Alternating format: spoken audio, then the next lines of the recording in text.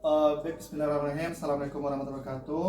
Perkenalkan, saya Andes Supardes PDG RMPD dari CGP Angkatan 10 Kabupaten Bengkalis, tepatnya dari instansi SMK Negeri 2 Mandau. Kali ini saya akan melaksanakan kegiatan modul 3.1, yakni pengambilan keputusan berbasis nilai-nilai kebaikan sebagai pemimpin, di mana saya akan melaksanakan tugas wawancara dengan Bapak Kepala Sekolah saya, yaitu SMK Negeri 2 Mandau, bernama Bapak Dr. Erdina. Baik Pak, Assalamualaikum warahmatullahi wabarakatuh. Waalaikumsalam warahmatullahi Selamat wabarakatuh. siang Pak. Siang.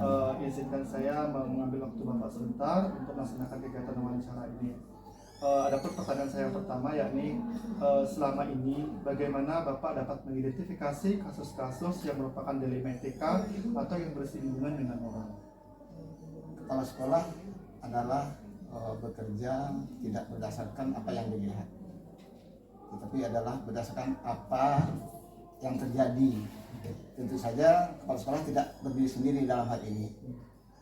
Kita punya struktur yang jelas, mulai dari tenaga pengajar berbasis kelas sampai berbasis jurusan, sampai berbasis waka, dan sampai terakhir berbasis guru BK yang ditunjuk khusus untuk menangani hal-hal yang bersifat seperti tersebut. Jadi kita menangani hal-hal yang berkaitan dengan etika dan bersinggungan juga dengan moral, tentu saja dalam penanganannya melalui jenjang-jenjang yang saya sebutkan tadi.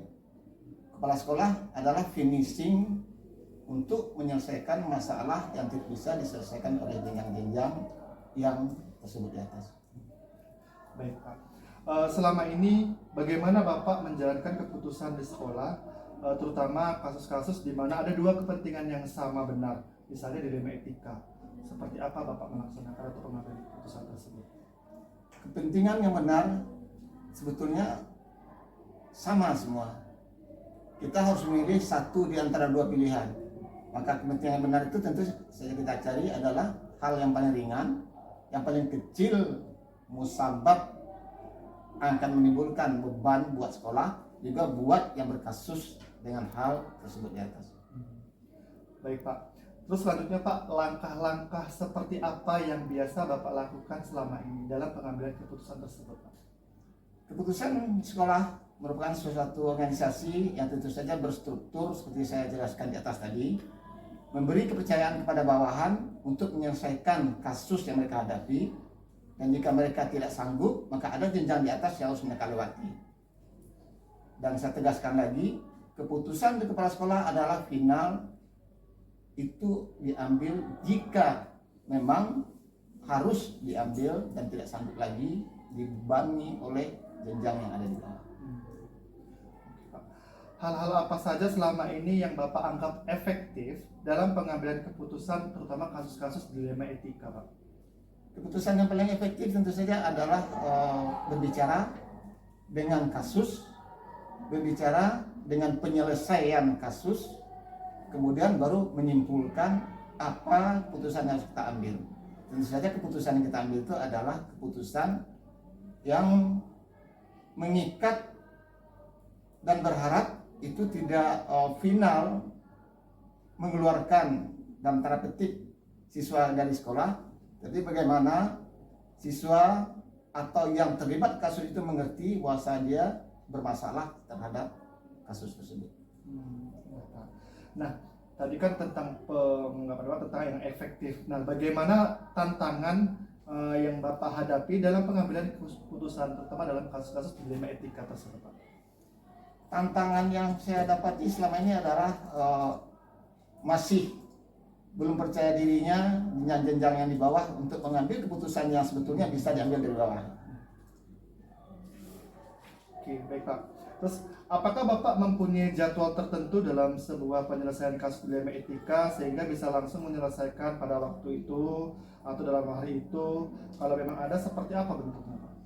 Kepala sekolah tidak bisa menyusun jadwal untuk menyelesaikan masalah apapun di sekolah. Jadi ketika masalah muncul, kepala sekolah punya waktu, maka dia wajib menyelesaikan secepat mungkin. Terus, adakah seseorang Pak atau faktor-faktor yang selama ini mempermudah untuk membantu Bapak dalam pengambilan keputusan dalam kasus-kasus dilema etika? Yang mempermudah tentu saja adalah berbasis data yang dimiliki oleh jenjang yang kita sebut di atas. Jika datanya lengkap, maka keputusan juga kita bisa cepat.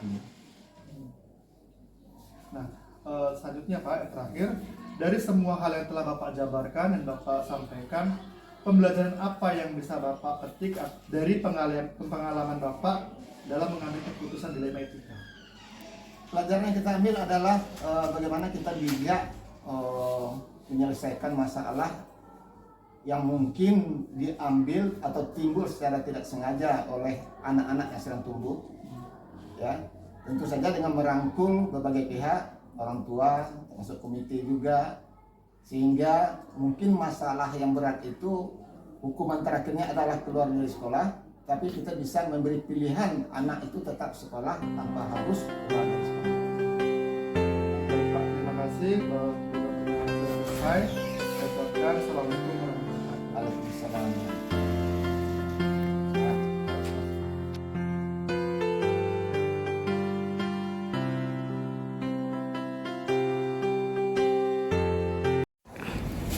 Baik, bismillahirrahmanirrahim. Assalamualaikum warahmatullahi wabarakatuh.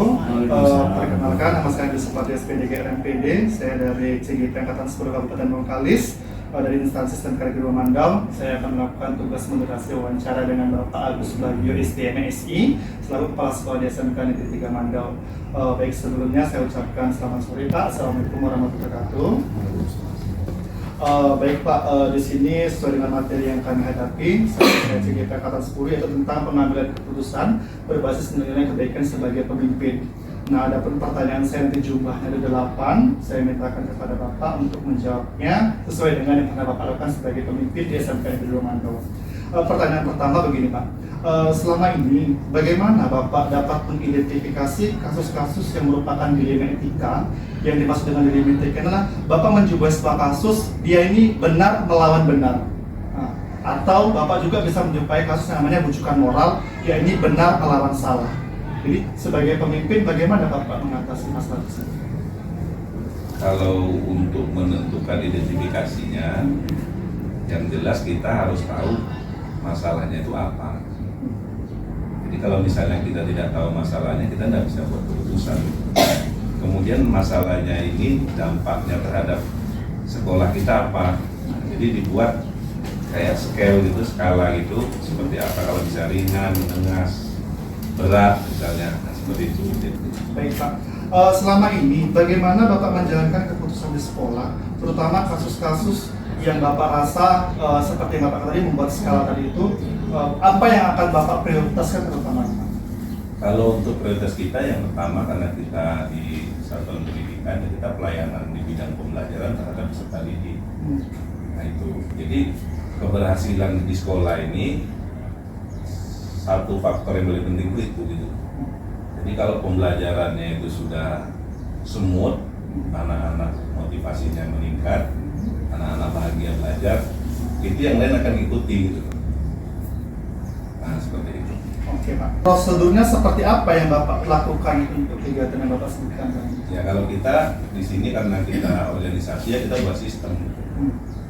Jadi kita harus buat sistem, kemudian kita buat kesepakatan dalam bentuk aturan. Nah baru kita trial, kita jalan gitu.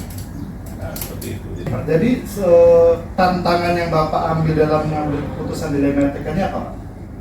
Ya tantangan itu kalau dari saya sih istilahnya in out itu tinggi gitu. Jadi maksudnya misalnya kita udah didik begini, lalu dia tidak melanjutkan kan, ada yang baru lagi. Nah, jadi kita harus kita tuh spirit kita tuh kalau turun nggak bisa, ini kan ganti lagi harus banyak plannya. ya harus gitu Bu. Apakah Bapak punya jadwal tertentu tentang penyelesaian sebuah kasus dilema gitu Pak? Dilema etika ini misalnya Bapak punya jadwalnya, harus selesaikan deadline-nya, harus selesai ini 1 hari 2 hari, atau Bapak berkoordinasi dengan kolaborasi jajaran Bapak sebagai wakil gitu Pak? Ya, jadi kalau di permasalahan itu kan kita punya sistem tuh. Kalau misalnya masalah itu istilahnya enggak perlu saya menyelesaikan sebagai pembelajaran buat tim saya, ya biar mereka gitu. Nanti kalau mentok misalnya nyangkut, biasanya balik juga gitu. Tapi kalau misalnya semua kita kan susah. Misalnya banyak Bapak Ibu kalau di kepala sekolah ini kan banyak hal yang diselesaikannya tidak hanya pembinaan pembelajaran ya, tidak hanya melakukan supervisi, tapi manajerial untuk kewirausahaan itu kan penting juga kan gitu. Nah, jadi kalau misalnya hal yang bawah itu tidak perlu harus kita, ya udah nanti kan ada laporannya. Jadi tidak semua kita gitu. Karena yang bawah ini kan mau kita siapkan juga kan gitu. Berarti Pak, adakah seseorang yang Bapak percaya untuk menyelesaikan keputusan yang akan Bapak buat? Misalnya ini Bapak tunjuk seseorang, terus Bapak percaya gitu dengan seseorang.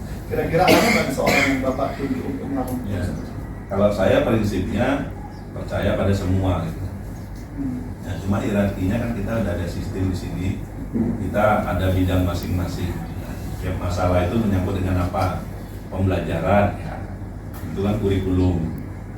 Nah, menyangkut dengan permasalahan misalnya dengan industri ya, dengan hubungan industri, permasalahan dengan kebutuhan peralatan praktek dengan sarana, nah, seperti itu. Jadi makanya di sini semuanya open, terbuka gitu. Jadi kesempatan orang untuk tahu itu banyak sekali. Nah, jadi makin banyak orang tahu kita makin enak gitu. Tapi kalau semuanya kita tutupi, ya kan, kita selesaikan sendiri sebagai pimpinan, nanti kita stres. Nah, biasanya kalau pimpinan stres itu dia nggak akan tahan di sekolah. Nah, itu dulu contohnya itu.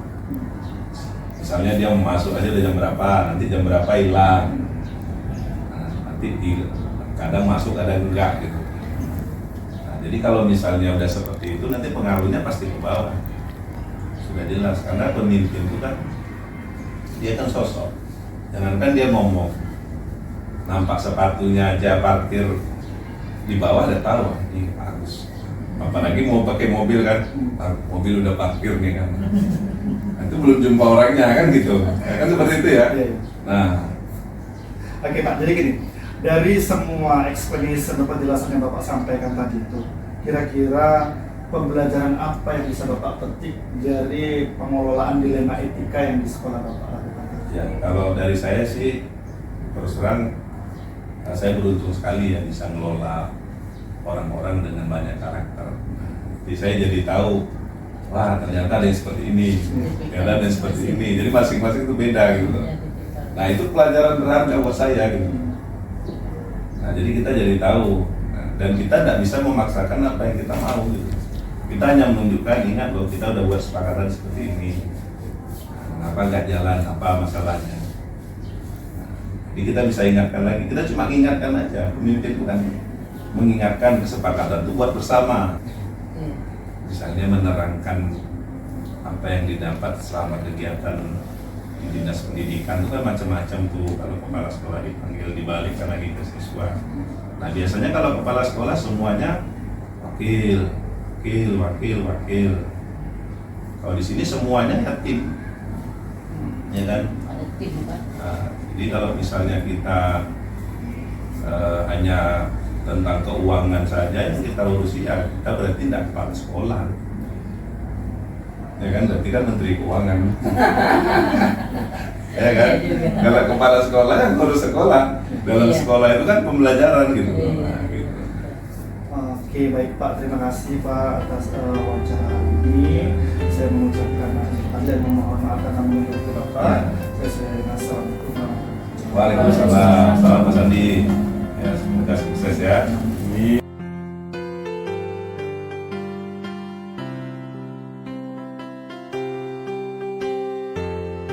Baik, bismillah, Assalamualaikum warahmatullahi wabarakatuh. Waalaikumsalam. Perkenalkan, saya Andi Supagas PDG RMPD selaku CGP Angkatan 10 Kabupaten Bengkalis, instansi dari SMK Negeri Mandau akan melaksanakan kegiatan wawancara pada modul 3.1, yakni pengambilan keputusan berbasis nilai-nilai kebaikan sebagai pemimpin dengan Bapak Dodi Sapin SS sebagai Kepala Sekolah SMK Negeri 5 Mandau.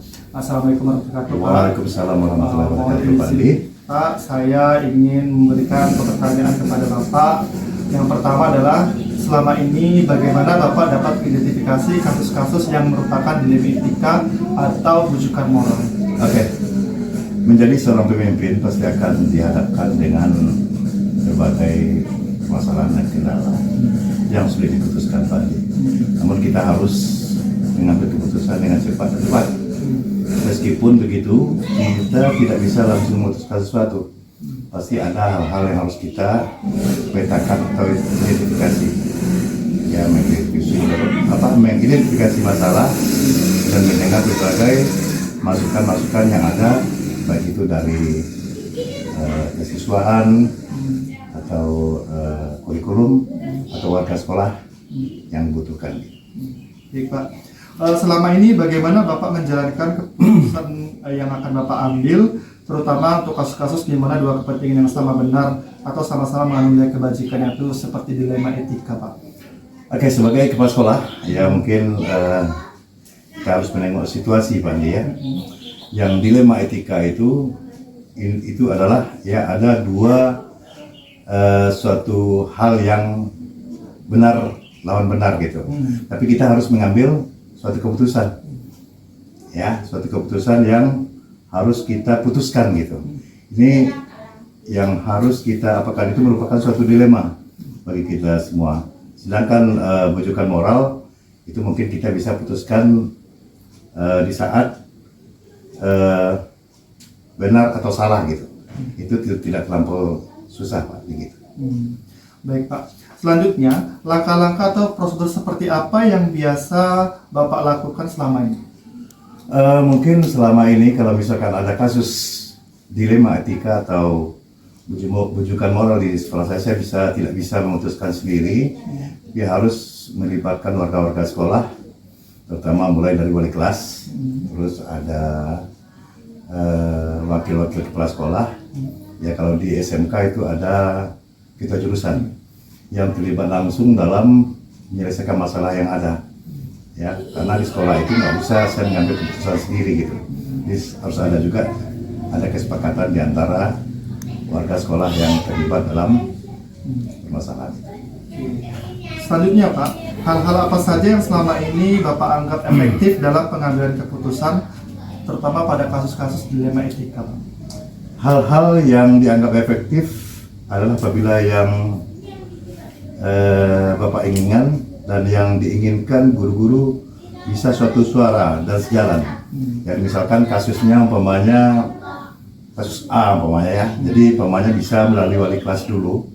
Ya, setelah itu nanti kalau pemain SMK bisa didiskusikan dengan ketua jurusan.